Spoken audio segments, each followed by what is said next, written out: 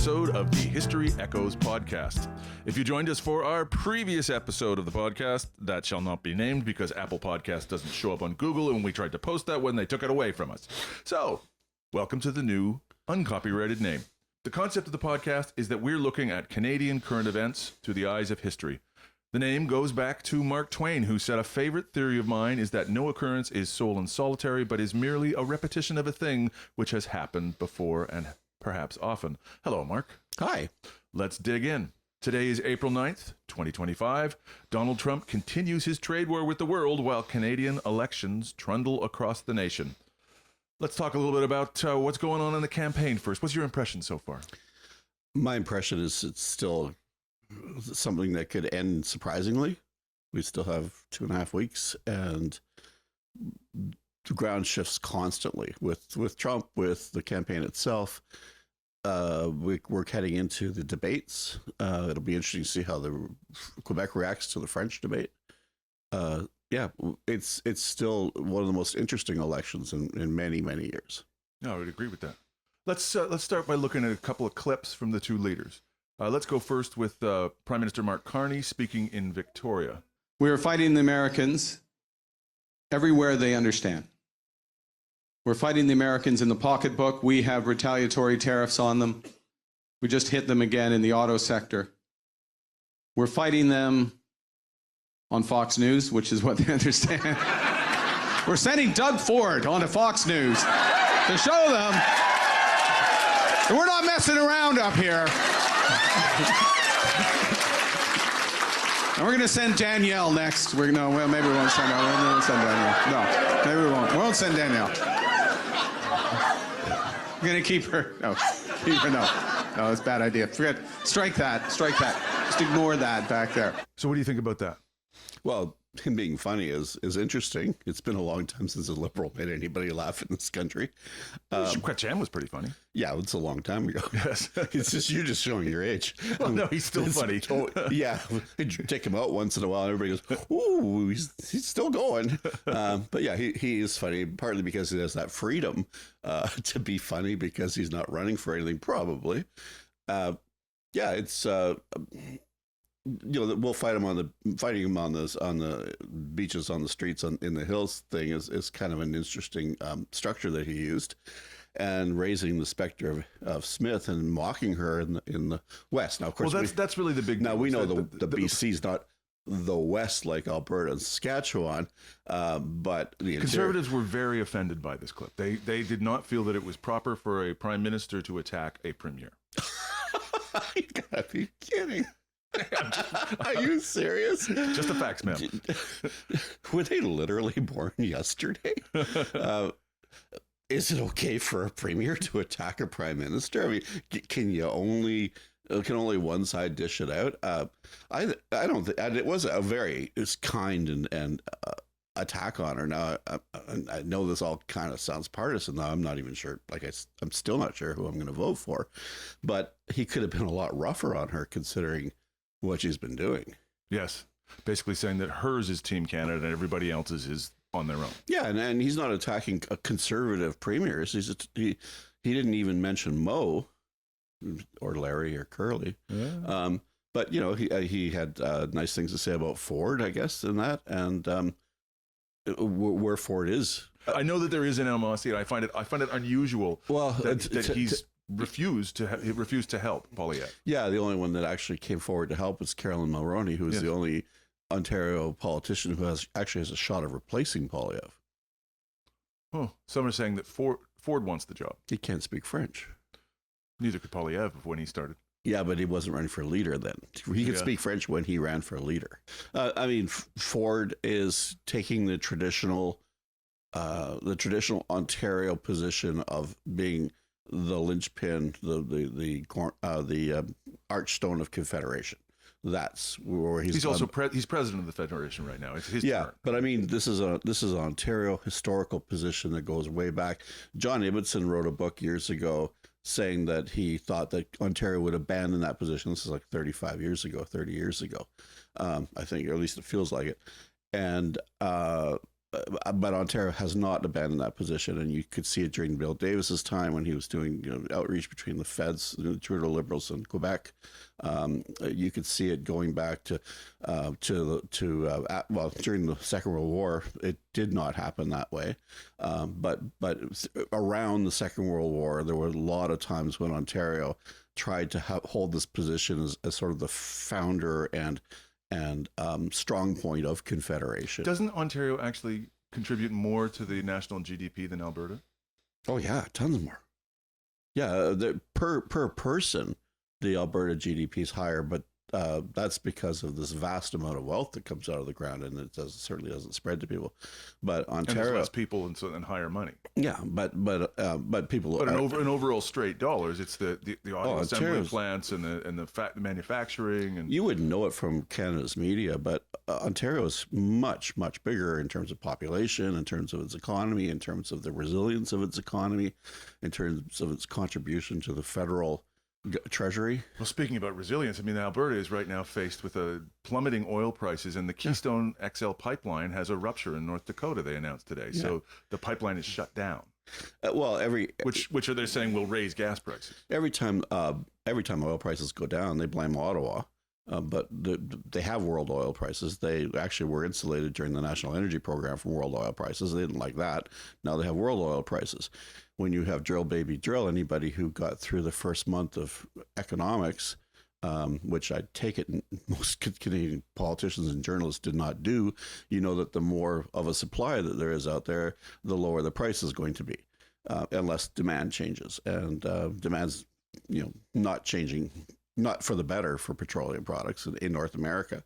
The United States is self-sufficient already in exporting. It's going to be developing much more oil under the drill, baby, drill thing. They just opened up a whole bunch of land. The American government, the federal government in the United States, and this is something that's very different from Canada, it owns the West. It literally owns the land of the Western states. So like our equivalent of Crown land. Yeah, but there's very little actual privately owned land in a lot of these Western states where there's large amounts I thought the forestry companies always complained they couldn't cut trees. Well, yeah, but most of the Western states isn't forested. It's dry, high plateau where you've got mile thick layers of shale full of oil. It's the Bureau of Land Management was always super strict. You could jump through a million hoops in the States, and this is from my fossil collecting, and maybe get a permit for a flagstone business. But you were not allowed to collect the trilobite fossils that were in the flagstones under Bureau of Land Management rules. So the federal government has had this big lock on the American West, and it will at least say grazing rights and things, but in terms of private ownership. It's really federal property, not state property, and Trump is opening this up to oil exploitation, which again will drive down the price of oil. And then if you throw world trade into the chipper, then there's an economic recession, then the price plummets too. And at some point, the oil sands aren't worth working anymore. And you've only got pumped oil, which Alberta is, Well, there's natural gas, and there's talk of a natural gas pipeline to supply Europe, who, while they're trying to wean themselves off of Russian gas, at the same time have a 10-year plan to eliminate the use of natural gas to go to green technology. So really, by the time you get a pipeline built to the east and start shipping that, you might have 7-8 years if you're really fast. If you're lucky, and that's a huge crapshoot. You have the Russian military overthrow Putin and put together a regime that doesn't pester its neighbors anymore, and then the Russian gas line reopens, and Europe will be more than glad to pay for it coming by pipeline. That's true. It would be much cheaper. Much cheaper, and it will never ever be cheaper to move gas across Canada by pipeline, put it through liquefying, and then put it into ships, take it to Europe, and take it off ship and put it into their system. I read an interesting tweet from a European yesterday who was saying that the reason that American cars don't sell in Europe is not because they're legislated against them. It's because they're big gas guzzlers. And the price of oil is 2 to 3 times what it is in North America. So why would you buy a big car that's going to cost you that much in fuel? Yeah, and that's one of the things with the carbon tax that made it a bit of a joke, is that it wasn't high enough to change people's... It didn't do anything. It didn't do it. I never ever considered whether I'd make a trip based on the price of gas. I mean, gas is still relatively cheap. When gas was really high in relative terms in the 70s, people started buying the little Toyotas, the little 4-cylinder cars. And the only people who bought pickup trucks were farmers and people who needed them. And, when you see people driving around cities with these massive cars, these F-150s, SUVs. F-150 is the most popular vehicle in North America. Yeah, their vans aren't even being sold, aren't selling very much anymore. But the little 4-seater cars, no, people don't buy them. They want a car that is that they feel is safer, that's higher, and they want a car that's heavier. And basically the status symbol of a car now is to have like an SUV. So you see like ridiculous things like Porsche SUVs, which have the capacity to do off-road driving and stuff. And there's no way in the world that anybody who owns a Porsche SUV is ever going to take it into the bush. But they paid for all of the capacity to do that because of the prestige of it. But they don't worry. Nobody in Canada worried about the price of gas. And another thing about the carbon taxes and on oil and stuff. People paid more, which was not really the point for oil for their houses, and people in the Maritimes managed to get that tax off, and then people in Ontario were like, why not us? Nobody said, I'm going to turn down my thermostat. Now people did look at their overall heating bills and say, and find out about heat pumps and or hear about heat pumps either through media or and there was a good government program to make it cheap, and I think a lot of people did take advantage of that. Yeah, I think the thing that would really and I hear positive reviews actually from those who've done it. The thing that if you really are serious about cutting down people's carbon use, you stimulate home insulation. Re-insulation, which on the house that my wife's family has in Quebec, we need to do this summer because it's a barn and it's been put off forever, and eventually insulation just kind of dies in your attic, and God knows what's up there. And I don't dare look. And so windows and all the things that can save energy. And you bring in heat pumps, and you have a transit system, like good transit systems in cities and good intercity transportations, preferably by rail. So we've seen the bus system collapse in Canada pretty much, and our rail system. So the intercity bus, certainly, like yes. Greyhound. It used to be a bus every hour from Ottawa to Montreal for $20, and that's gone. And so now you're seeing ride shares, but these are people, half a dozen people in a sketchy van driving on the highway, which is not really the solution at all. And then you've got VIA, and the only reason we have VIA is because every developed country has a railway. Well, we checked that box. We're real good at box checking. So we have a railway. It's no good. It's too expensive. It doesn't go anywhere anybody wants to go. It doesn't serve. It doesn't. But we're about to have high-speed rail on the Quebec-Windsor corridor. Yeah, sure we are. No, we're not ever going to. You don't believe this? This time they're not going to pull the football away, Charlie Brown? No. I mean, if anybody really believed that was going to happen, you'd have all the cities like Kingston and Belleville and Cobourg down to Toronto complain that they're all going to lose their rail, and they're not even like, no, nobody. The idea that they're going to blast. There's a consortium. Well, that's good. And I'm sure that the consultants will make a scat of money and stuff, but they're not going to blast their way through the Canadian Shield for a railway to Peterborough from Ottawa, and just like they're not going to blast their way through the Canadian Shield for an oil pipeline in Canada. It's not going. It sounds great if all of what you know about Canada comes from looking at maps, but when you go up to Northern Ontario and you see a million lakes, a million valleys, literal giant clefts in the ground, like mosquitoes the size of your house. Canyon. Yeah, you can't run it along Lake Superior because if it ever broke open, you would destroy Lake Superior. You can't run it in the interior because it's swamps and trees and rocks and cliffs. Ring of Fire is up by Hudson's Bay, right? Yeah, it's you have to go up to Geraldton, and you go north of that up into the bush, into the swamps. So you've actually crossed the height of land, and you're into the low marshy area. Both Polyev and Ford have made noises about wanting to speed up all of the permits for the Ring of Fire. Yeah, over the dead bodies of half of the indigenous people up there, and with the support of the other half. I mean, it's a mess. And another thing about the Ring of Fire, it's probably overhyped anyway. Geologically, it's probably not what. It's a lot of the stuff that we hear about the Ring of Fire comes from junior mining companies that have staked this and are trying to sell it and sell shares. And until you actually have like real drilling and mining, core testing, you can't know. It's another little Briax in Canada? Could be. I mean, some of those minerals are minerals that are needed. Some of them aren't. There's some rare earth, and rare earth is almost always hard to mine, isn't it? Right. Well, rare earth there's a rare problem with rare earth. It's so cheap and there's so much of it, and it's the name is so deceptive, and the market is so small. The rare earth market in this world is $10 billion a year. Yes, that's all it is. And in 2030, all those iPhones, they don't need much. No, but what happened was the Chinese basically took over the rare earth market by making it so cheap that nobody can actually mine it and compete.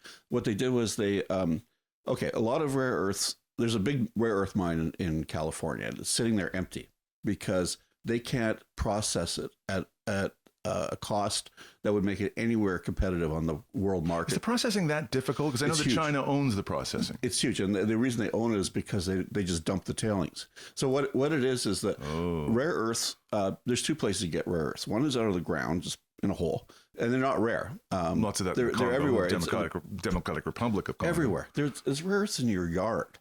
It's just a matter of having concentrations enough that it becomes possibly feasible to mine it. In California, it is absolutely feasible to mine it, but in what they did in China, and you can also get it from steel mills. A lot of old steel mill slag has concentrations of rare earth, and that's one of the places that they get it from in China. But then first of all, they don't pay the people who work on the stuff anything. The infrastructure is like super ancient. I saw this one film where they had just switched from steam engines in the processing yard to diesel, and then the big problem is that because rare earths are such a small percentage of whatever the rock medium or slag medium that they're in, you have huge amounts of tailings. So if you were to mine them in California or whatever, if you get your labor prices down and the whole bit, your big expense is dealing with the tailings. What China does is it just floods them out into. My goodness, that's another environmental nightmare that China's sitting on. Because I mean, all of the recycling of heavy metals and battery stuff. Well, I remember reading an article where there were people with woks by the side of a river. Mm-hmm. And then dumping what they don't need, what they can't recycle into the river. These tailings get into rivers too. So when Trump talks about $500 billion in rare earths in Ukraine, first of all, I think he was totally conned. It's easy to con a con man, by the way. Yeah. The market we're talking about over hundreds of years, and the economic feasibility of it's like minimal. Same with. I just wish people would do their homework on this stuff and see what's real and what's not. Like lithium. You mean when you say homework, you mean more than just Google? Yeah. Well, actually, I found this on Google, and it was a legitimate, basically mining and mineral site. Right. But it wasn't hard to find. And it has come up a little bit in the media, but nobody wants to listen. How easy is it for the common person who's not involved in you love fossils and you do a lot of geology. I say that the rare earth market's stuff. worth $10 billion. People just go, what? And I say, yeah, and the projection in 7 years, it's going to go up to 12 or 13. And they go, what?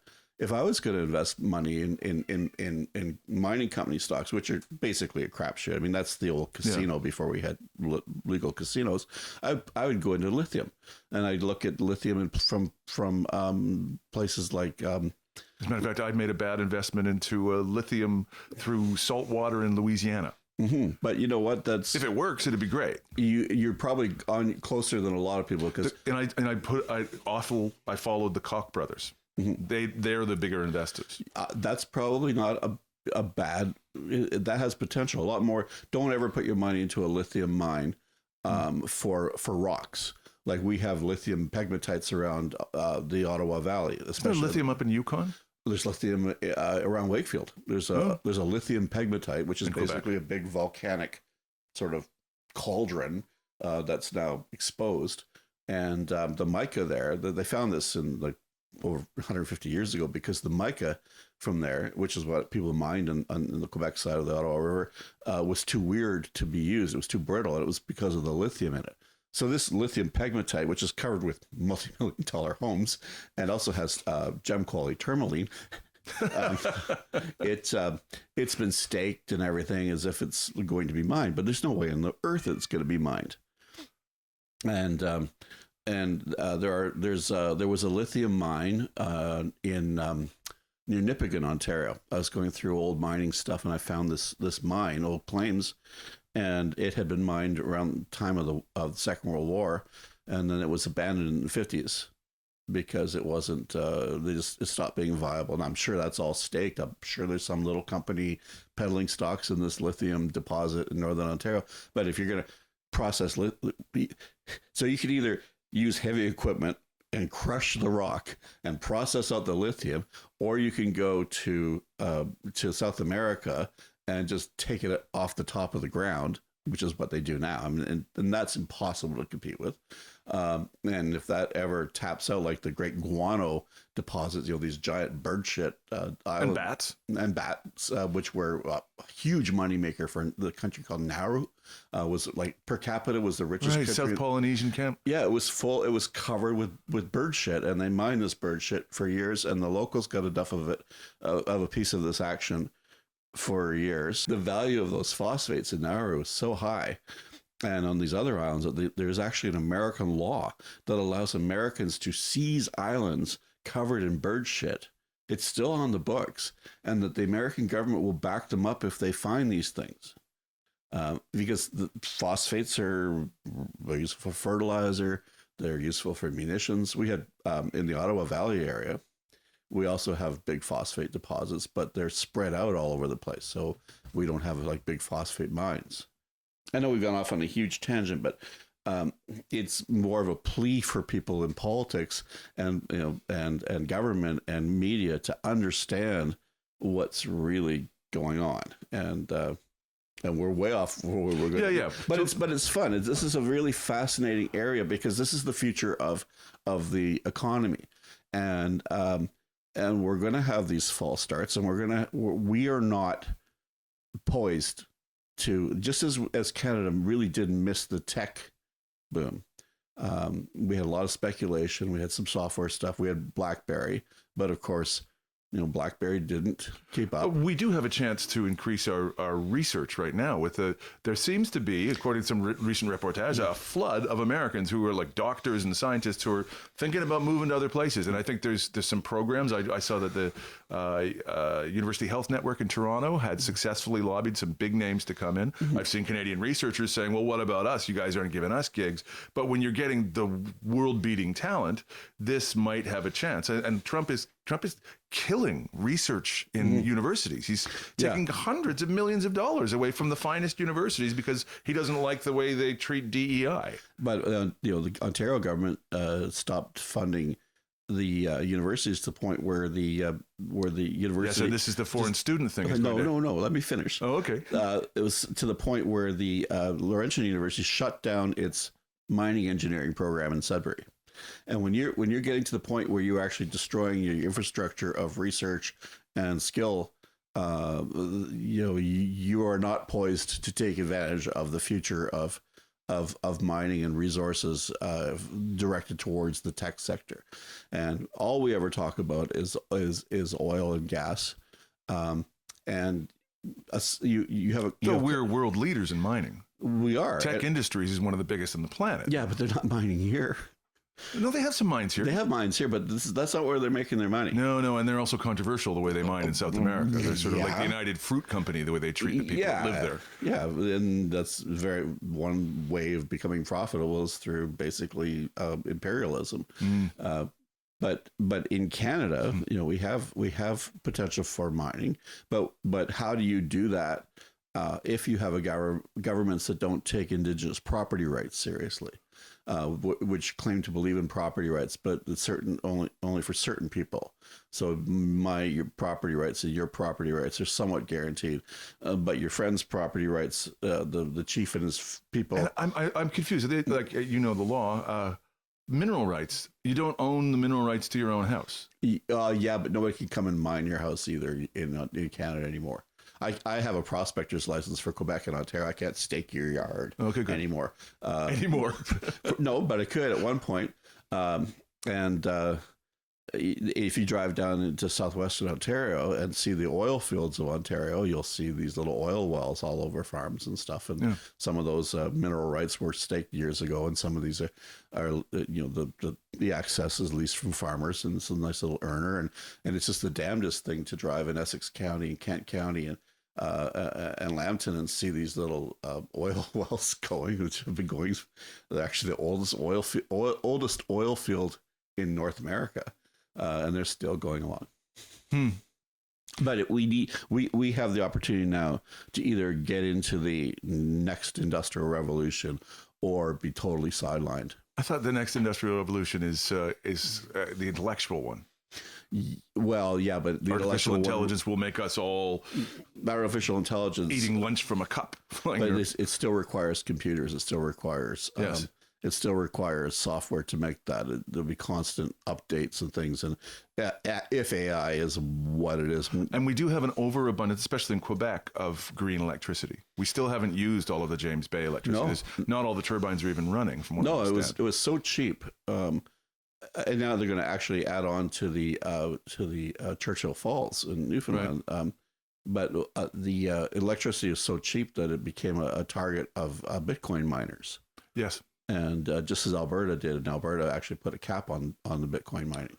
I did a film project where I was filming across the street from a low-level warehouse that caught fire when we went for lunch. When we came back, I was talking to the fireman saying, "Oh, that's a big fire." And he said, "Yeah, it's a Bitcoin farm." And I, "What?" He said, "Yeah, you can tell. Look at the two things." And he showed me, look at this outside of the building, look at the junction box. And this massive electricity junction box. It probably wasn't big enough, which is why it burnt, right? Well, and he said, and there's no snow on the roof. Oh, yeah. Because these things, they wait.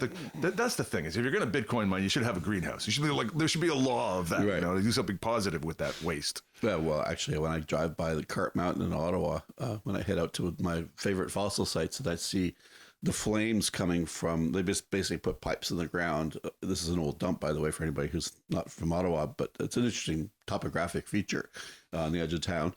And there are pipes in it, and the pipes vent gas and methane, and it's on fire. And it's like, I look at that, I go, what can I do with that? How can I make money off that? What kind of machine could I turn with that? You could make burgers. Or like a greenhouse could I run with that? Right. I mean, that's one of the reasons we have this huge greenhouse industry in southwestern Ontario too, is because they sit on a gas field, which is why the town of Wheatley, which is one of the most southern towns in Canada. It's near the top of Point Pelee. The main drag blew up a couple of years ago, like kaboom. It's hysterical on YouTube, and it's funny. Partly, well, hopefully, people will get past the fact that there was property destruction, but nobody was hurt.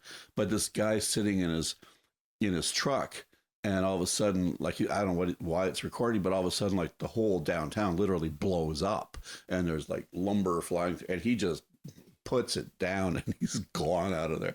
But it was seeping natural gas building up in basements of the I've never quite understood wells. I understood the oil industry idea that the burn-offs, like it's a feature of oil drilling, is you burn off the gas. I mean, it's the pressure release, but I've always thought, couldn't we use that energy? Something you think that you could just turn something with it, or it just seems like a waste. I know their point of view is that they can't get it to a market. And I'm not a hydrological engineer. Yeah, I'm not. I'm not an engineer at all. I mean, math is not one of my better skills. But they say it's not worth sending it to market. And I believe them because there's much they like. They're good capitalists. Yeah, and I mean, why would they lie about something like that? But if you could just turn the wheels of something that grinds something or something, you'd. But whatever. But yeah, there's what we think of as scarce things in the world tend not to be. And getting back to where we started with the carbon tax was that we didn't see any This real is a big rabbit hole. Yeah, it was. And we popped up on the other side of the field. And what we didn't see was a real change in consumer spending in Canada. The exemptions. Well, I have some hope that Carney, who canceled the carbon tax, which seemed to be the only climate change policy we had, seems to be cagey about maybe having something in his back pocket that he wants to pull out. Yeah, well, like, I cannot believe we're giving up the fight. I can believe that Poilievre is a big fan of oil and gas and only wants to see wealth created and will worry about the future later, much like Trump. yeah. Now But I hope there's some plan. Yeah, I think he has some plan. I think he should explain what that plan is. Well, hopefully it's coming in the rest of the campaign somewhere. Yeah, that's the point I'm trying to make, is that during, between now and like the next 2.5 weeks, we should hear, I hope, something of what his industrial plan is. Like, he talks about basically reindustrializing Canada. Well, the one thing that he got pretty quickly was the idea of taking the surplus from Canadian sawmills, because they're just getting hammered on these tariffs. They have been for years. This is the new housing strategy. Yeah. Carney promised a housing strategy last night with Canadian softwood lumber to build 500 new affordable homes a year over the next decade for a cost of $25 billion. Yeah, 500,000 homes a year, but they're modular homes, right? Yeah, well, that and a very prefabs. Yeah, which was actually a fairly normal way to build homes in Canada during the Second World War, and actually even in Victorian times, you would buy a prefab. The Victory homes, which I think wasn't that one of the homes that Poilievre stood in front of 6 months ago and described as what was the word? A shack. And those are actually quite lovely little homes. Many people raised 2 or 3 kid families in those little houses, and they're still standing. They're still nice houses. If they have full basements, it's pretty easy to make them into a 3-bedroom house. Your rooms aren't very big. I lived in one. Well, I didn't really live in it. My parents lived in one for when my dad was teaching in Northern Ontario. And they're a company town, and everybody lived in those houses. A lot of the little company towns in the north. And some of them are kind of pretty, the way the people, there's no reason that these have to be ugly boxes. Like, a couple of flower boxes, a little bit of landscaping, you can make it a really nice little home. But if you go, if you go back farther in time. Better than the tiny homes, which seem kind of cruel. Yeah, well, but they needed to get them up fast because they were for vets coming back from the war. Yeah, and there was a lot of pent up demand from the Depression, and then these guys come back. They're in their early 20s. They either got married before they went overseas because they want to get laid before they got killed, or they got married as soon as they came back. And but prefab houses go back even farther, because you used to be able to buy a prefab house from Sears. And it would come on a box cart on a train, and they were like little Victoria. You can still do that with garden sheds at Rona. No, I'm talking about real houses. They weren't little prefabs. They were. Well, there was one actually a few blocks from here, which had a concrete foundation they put, and the truck came along and dropped on the prefab over top. I'm talking about the 1890s. Well, I watched a house and I live in a decent neighborhood, not high end but decent, and they built a house in 3 weeks. Yeah, and if you drive around, especially in rural Ontario cottage areas, and on the Quebec and Ontario side, you'll come across places where you'll see builders with 3 or 4 buildings that are sort of house / really nice cottages that are prefabs. Another thing that's been around for years and years, and which is something I wanted to build and I never did, were the kit houses, the log houses that you would get from BC. Yeah. And you put a big stone fireplace in them, you cathedral ceiling, have some fans to drive the heat down. I lived in an old log house on the shore of lakes of history. The History Channel has a show about people that make those kits. Yeah, I got married. When I got married, my wife and I were actually married on a tall ship on Georgian Bay, but we had our reception in a restaurant that was built in one of those things. Another thing goes way back to the 70s when I was growing up in Collingwood, was the panabode, which was basically a house that was made of things that looked like 2x4s, but they were tongue and groove. Right. So when you put it together, you would pop the thing in. And so the real trick of this kind of stuff is to have all the wood be the same size, right? So like a panabode house, there's no difference in anything. Now, I've read that the wood quality of softwood is not as good as the houses that were built in the 70s because we had old growth timber at that point, and we're now into fast growth stuff. And it just, when you look at pictures of the two kinds of wood, the grain of the wood is much denser from older wood. Yeah. Will these new prefabs last because of that quality? They're still, in Canada, they're still cutting old growth. In the States, they're cutting farm trees. Right. So maybe ours are still fine. I don't know why like in BC. So it sounds like you're kind of in favor of this idea. Those are outrageous numbers. Yeah, that 500,000 homes a year. Yeah. And then does that solve the housing problem or not? Like, is that enough? Well, he's been quoted in the past talking about increasing immigration numbers, and I'm one of the rare people who thinks that the huge amount of people we brought in during the foreign student programs and stuff was not a mistake. We demographically, we're in a much better position than Japan or South Korea or these aging populations. We have problems because of that. I mean, it's putting a stress on our health system, but at the same time, it's the aging population that's putting the problems on the health system. So if we're building 500,000 houses, 500,000 houses a year, we could still have immigrants. We could be, and growth is how a lot of our economies are built.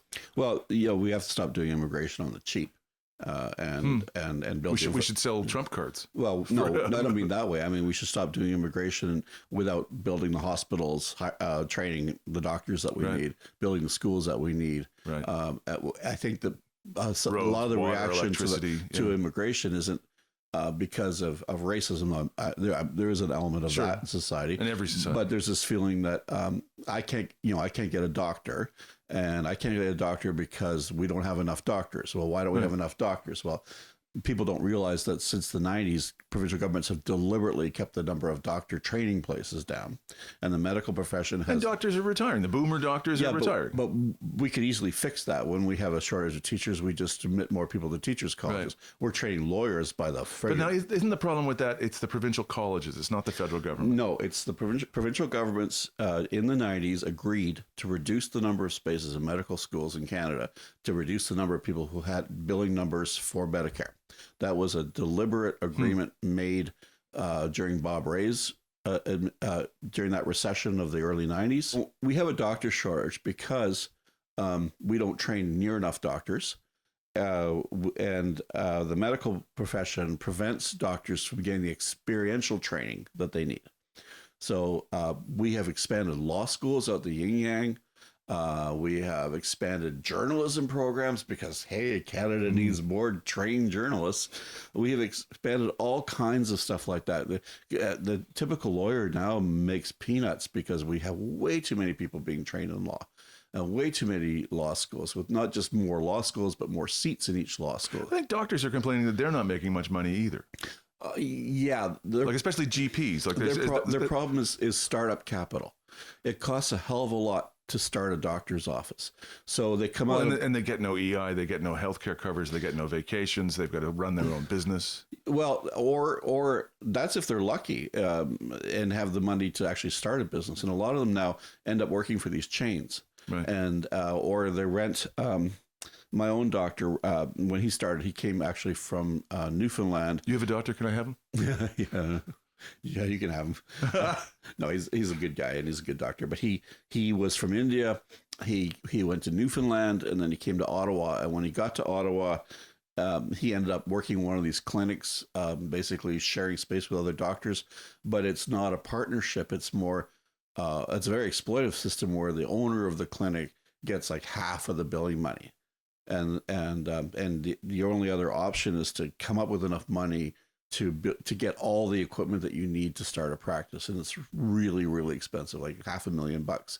And keep in mind that by the time somebody comes out of medical school, they've done an undergrad, then they've done medical school itself. So at medical school, the tuition's really high.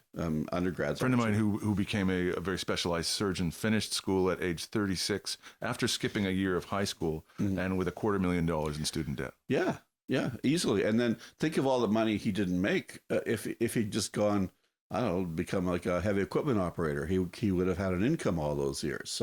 So when you factor that in across the person's entire working life, then you can kind of wonder, is it worth it? And a lot of times, being a family doctor is very stressful work, not the most pleasant work. Yep. It's not the highest billing work. Doctors, Well, and the governments keep squeezing the amount of time you're allowed to spend per patient. yeah, and taking things off the billable time. So if you if say you go to a drugstore and you get a prescription fax, let's say my prescription for Oxycontin is empty. Call my doctor. They send a fax to the doctor. The fax system that doctors have to use. Faxes. They still have to use faxes. Yeah, hang on. The fax system, they have to pay $10 a page to use the special fax system to fax the prescription to the drugstore because it has to be encrypted and everything. So not only is it like ancient technology, but it has to be encrypted and stuff. So they can't just get a fax machine from Goodwill and just fire off a fax back to shoppers, right? So like it's like when you're a lawyer, when you buy things, people sort of see you coming. So everything connected with medicine and a medical practice, like the costs are absurd. And whether it's the building of the clinic or the buying of the special tables and things like that, it's nuts. We're now going to spend a whole bunch of money on defense. Thank you, Donald Trump. Yeah, and Pierre Poilievre says he's going to get that money from cutting foreign aid, which basically but we don't spend that much on foreign aid. No, we don't. We're pathetic.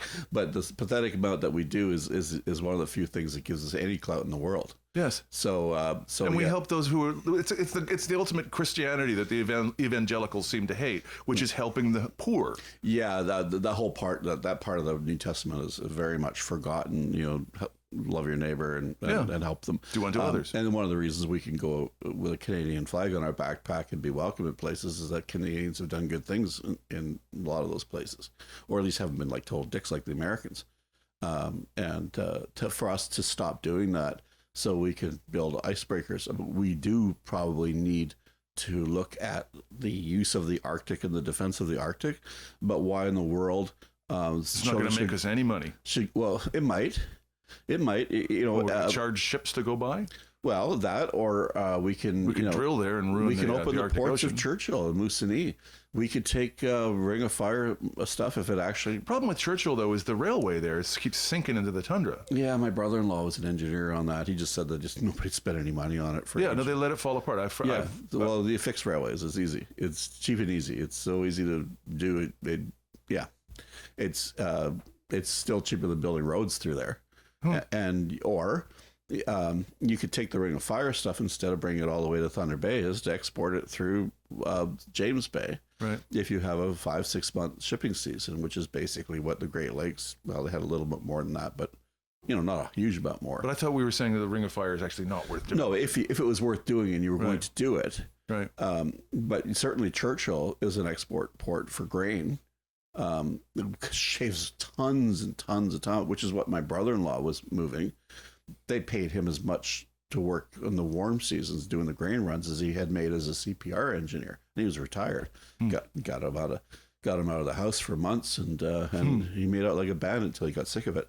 The point is that if we're going to exploit the resources of the North and of the West, right, it's a lot easier to move that stuff if with climate change, there's more ice-free time, and we have the icebreakers out through the North than it is through going all the way to the Atlantic or the Pacific. Yeah, because if you look at a map, it doesn't make sense, but if you look at a globe, it makes perfect sense. Right. I was just going to say, we went down a big rabbit hole by looking at Carney's signature policy from yesterday. Let's look at Poilievre's. Where Poilievre, which this is this morning, he actually came out with a 3 strikes and you're out policy, which is kind of isn't that California tried this and repealed it? Canada, our Supreme Court struck down all aspects of that already. The idea of a natural life. What do you mean a natural life? Well, where you're sentenced to die in prison without parole. That's already been dealt with in a case involving the guy that shot up the mosque in Quebec City and killed 5 people. That case went to the Supreme Court because he had been sentenced to consecutive life sentences for those murders, which would have meant that there was just no way that he would ever have the ability to be paroled. And the Supreme Court of Canada said that you cannot deny people hope of parole. And So that guy's going to get parole someday, like Paul Bernardo? no, he's going to be eligible for parole, and then he's not going to get it. But at least, Yeah, okay. That's a bit of flim-flammery, yeah, isn't it? but still, You can't say that what you're going to do, but we know what you're going to do. well, the sentence is life, Right. and it's life under supervision, whether you're in prison or out of prison. You will never ever not be under the supervision of some element of the Canadian penitentiary Well, good, system. that guy and parole deserves. system. I don't believe an eye for an eye, but I don't believe that guy should Yeah. ever see daylight again. And he probably won't unless there's some like a miraculous, or they might let him out to die. You know, when he's so Yeah, frail right. that he can't hurt Right. anybody, and actually the economics works on behalf of the Canadian taxpayer. But the point is that Poilievre has promised to lock up drug dealers till they die, Yes. and that he literally cannot do that unless the Supreme Court reverses it. Didn't Harper do something like this? Well, that was the Harper law. That was the law that was struck down. Yeah, Right. and the court has made it really clear about the proportionality of punishment. So in the States, you have people going to prison because they have been convicted of 3 small thefts. There's Right. one guy- Nonviolent. There's 50% of nonviolent offenders that were sentenced to life under California's 3 strikes were nonviolent offenders. Yeah. And most of them were ethnic minorities. There was the one classic case of some black guy who stole a piece of pizza off a kid's Right. plate in a restaurant, and that was his 3rd strike, and he was put away for life. Right. So yeah, that's not going to happen in Canada. We have our charter interpretation at this point is that's just outrageous punishment. But does that sell? I mean, that's the. Well, and I think it might. It'll sell to people who already believe. So I'm not quite sure. Like, it's not going to change my vote or your vote, probably. Of course, we were going to vote for him anyway. But isn't that like it's the undecideds that are what everybody's fighting for, right? And is that going to broaden Poilievre's That's tent? not. Canadians are not that kind of people. They don't. They're not lock them up and throw away the key. People in the American South they're more like Northern Americans. People from New England or New York State or whatever. They don't. This is sort of on the same level as open carry laws and stuff in terms of the Canadian mainstream. So, I just don't see why anybody's vote would change on that. And it seems to be like such a disconnect from what's actually on people's minds too. Right now, there's 2 things that I see anyway. One is the whole tariff thing, which really neither of them can do anything about directly. The other thing is, how do you deal with the economy that seems to be coming? And of course, we don't know, because tomorrow Trump might decide the tariffs are awful. And of course, the whole barking seal thing will be, oh yeah, Trump, the tariffs are awful because the Mercury's in retrograde or whatever. Has it been 2 weeks now since we've heard the 51st state stuff? Yeah, he's really quiet about that right now, but it's still real, and you could tell it's still real because they keep talking about Greenland. And Well, maybe Danielle Smith has a point. Then say when she goes down and talks to Fox News and does events with Shapiro, maybe she does actually have a pipeline to the president. Because didn't she say, "Cool it, you're going to help the other guy"?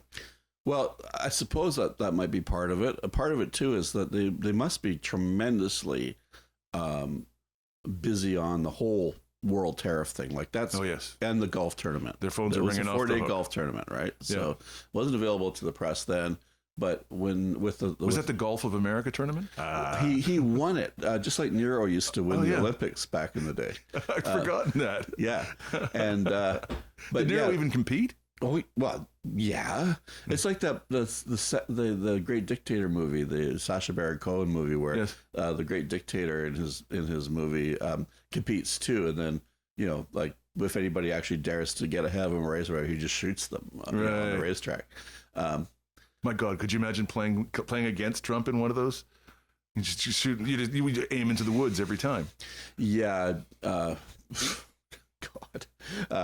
Yeah. So, but talking about locking up criminals for life in this environment, where Trump hasn't talked about this, but remember Vance did just go to Greenland and stuff. So this expansionism is still on the menu.